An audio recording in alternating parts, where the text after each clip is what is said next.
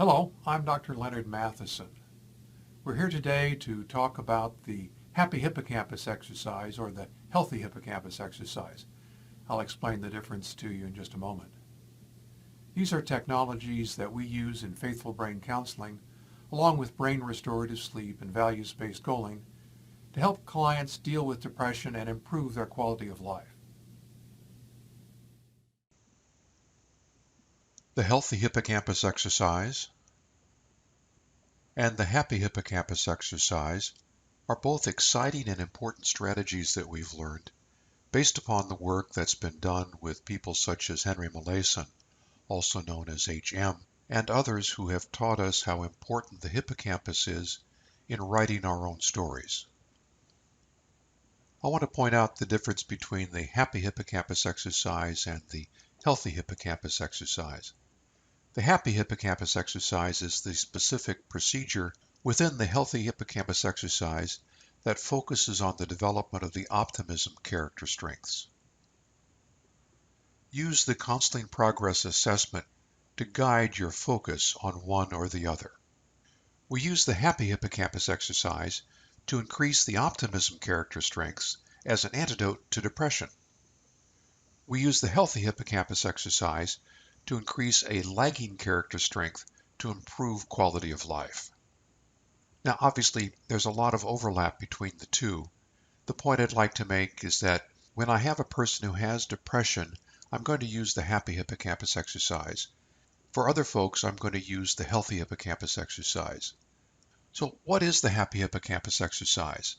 Well, it's a revision of the 3 blessings exercise that was developed at the University of Pennsylvania to treat severe depression. It's highlighted in a major paper that was delivered by Seligman, Rashid, and Parks in 2006 in the American Psychologist.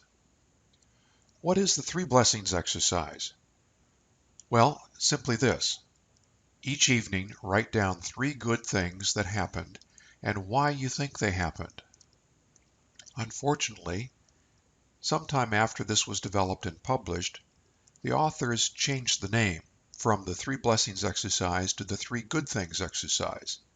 The instructions were the same, but they changed the name. I think that was very unfortunate.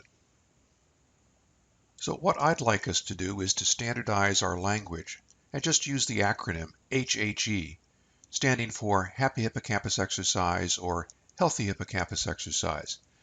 As we go through this lesson, I'll point out which is pertinent if there is an important difference. So what is HHE? HHE is the systematic process of recruiting neuroplasticity in the hippocampus and related memory development structures to create and reinforce autobiographical memories focused on a particular character strength. HHE facilitates character strength development. How do we provide HHE? Well, we select one character strength from the Faithful Brain Fitness Assessment. We select a lagging character strength if the person's quality of life score is greater than 5.5.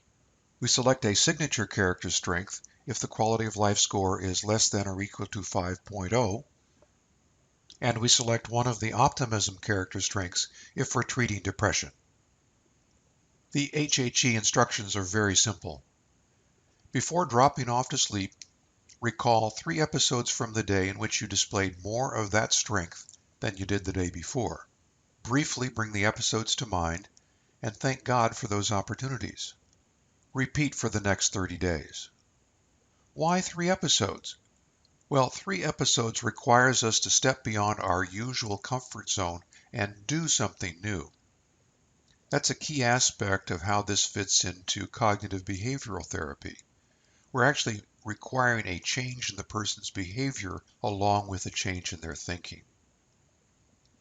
And this is important because each new behavior stimulated by the HHE recruits neuroplasticity and neuroconsolidation to reinforce the character strength. So homework is a key part of the HHE and something that the counselor tracks in every session. What are character strengths? Chris Peterson and Marty Seligman published a book in 2004 that distinguished character traits from character strengths. This was based on a major study that they did with more than 30 prominent experts. They made the distinction between character strengths and character traits in that strengths can be developed to improve the likelihood of participating in the good life, or what Christians call life to the full. Originally, they identified 24 character strengths, including those that we really pay attention to when we're working with people who have depression, called zest, hope, and gratitude. Recently, research we've conducted at the Faithful Brain Research Foundation demonstrated that these three strengths are normally found together in a virtue that we've called optimism. And so the three optimism character strengths are important for us to pay attention to. The first that we'll look at is zest. Zest is defined as engaging in life with excitement and energy, doing things wholeheartedly, living life as an adventure, feeling alive and activated. There are many references in the Bible to zest or vitality in life. One of those that I really appreciate that has a lot to do with the neurobiology of HHE is from John chapter 10, verses 10 and 11. Jesus says, "I have come that they may have life and have it to the full. I am the good shepherd who lays down his life for his sheep." The next character strength is hope, which is found throughout the Bible. It's defined here as expecting the best in the future and working to achieve it, believing that a good future is possible. And one of the best references for hope is from Jeremiah 29, verse 11. "For I know the plans I have for you, declares the Lord, plans for good and not for ill, to give you a future and a hope." And the final character strength that we look at within the context of the optimism character strengths is gratitude. There's been a lot of research on gratitude conducted over the past 10 years by Professor Robert Emmons at the University of California, Davis. Gratitude is defined as being thankful for the experience of life and relationships, taking time to express thanks. One of the best references to gratitude in the Bible comes out of Colossians. Colossians 3:15 is just one small segment of this, and I invite you to read the whole chapter. "And let the peace of Christ rule in your hearts, to which indeed you were called in one body, and be thankful." This is another piece of the Bible that points to the neurobiology of gratitude, and we'll talk about that in a little bit. So why does HHE work? Well, there are neurobiological effects of prayer that show up in the areas of the brain that have to do with attention, memory, and self-control. Dopamine increases in all of these areas in response to prayer, and both cortisol and norepinephrine decrease. Dopamine is a neurochemical that promotes brain integration, and both cortisol and norepinephrine are stress chemicals.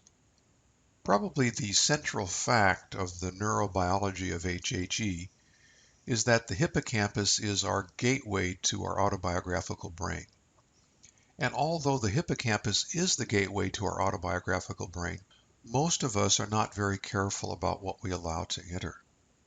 When I ask a new client their last thoughts before dropping off to sleep, I usually hear negativity.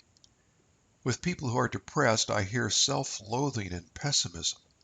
Do we want to reinforce these aspects of our story, these messages about who we are? Of course not, and neither does Jesus.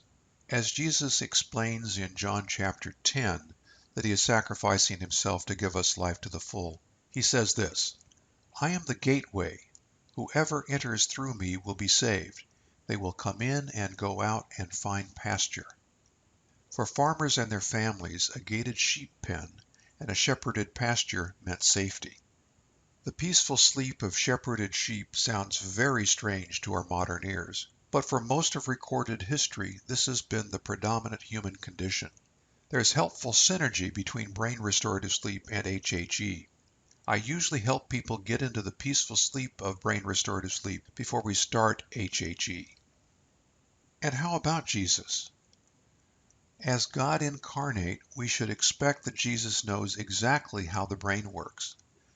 The hippocampus as the gateway to our ongoing story is another link between neuroscience and the Bible that helped me to deepen my faith. Psychologists and counselors help people to write healthy stories. This is part of the technology that helps us do this. Now, we talk about the hippocampus as being the autobiographical gateway, but there's a really important piece of this that you've got to understand. The hippocampus is a temporary and selective message transfer center. And I'd like to emphasize selective. Less than 1% of the information that comes into the hippocampus actually gets transferred. Less than 1% gets made into long-term memories.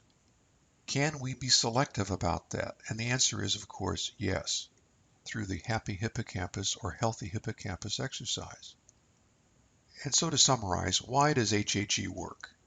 First, as we've been discussing, it has a strong basis in our neurobiology. Second, it's clear from the Bible and now from neuroscience that we were designed to be shaped while we sleep. And I hope that you'll take that seriously. I do. I believe that this is what the Apostle Paul was really addressing when he encouraged us to be transformed by the renewing of our minds so that we can test and approve what God's will is, his good, pleasing, and perfect will. This is powerful technology. I encourage you to give it a try. We've got a lot more helpful information available to you. First, take a look at Chapter 3 in my book where I talk about Carol. Carol was using very harmful hippocampal rehearsal focused on her inadequacy. We turned it around and used HHE to focus on courage. This made a huge difference in her life. Secondly, keep watching this channel. In fact, subscribe to it because we're going to continue to add more videos and make training available through this. Finally, get in contact with us and get a free listing to become a Faithful Brain Counselor. Even if you're just getting started, we'd like you to contact us and get listed. We have people contacting us for referrals to Faithful Brain Counselors. We'd like to be able to pass them along to good resources in the community.